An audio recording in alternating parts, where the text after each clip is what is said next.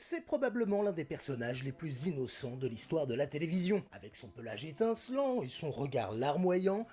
Mais ce qui est sûr, c'est que dès le milieu des années 70, on les retrouve derrière le journal de Nestor, un autre héros venu de la banquise qui a connu un succès fulgurant. Accompagné du ventriloque David Michel, ce petit pingouin était présent régulièrement à la télévision, au point de devenir une sorte de mascotte de l'émission hebdomadaire de Guy Lux. Quand ça en est dingue, quand ça en est graine et quand ça en est fieux. Et on retrouvait même le duo en première partie de Claude François ou de Sacha Distel. David Michel et Nestor vont d'ailleurs battre des records de vente de disques avec une reprise de À la pêche aux moules qui s'écoule à plus d'1 million d'exemplaires. Tiens, voilà un navet pour la peine. Non, un navet, et tu crois qu'on est un canard, non? Nestor se dérive en peluche ou dans les publicités pour le chocolat Nestlé. On le voit partout. Et un soir, David Michel oublie sa marionnette dans un taxi.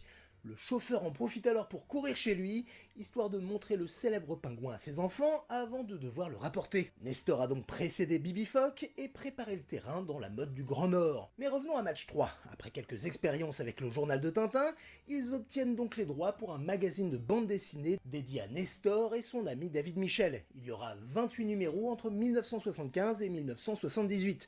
Suivi de plusieurs recueils. Et lorsque le journal de Nestor s'arrête, c'est pour laisser la place un an plus tard à une publication dédiée à la bataille des planètes. Et visiblement c'est un dessinateur qui avait déjà travaillé sur les albums de Nestor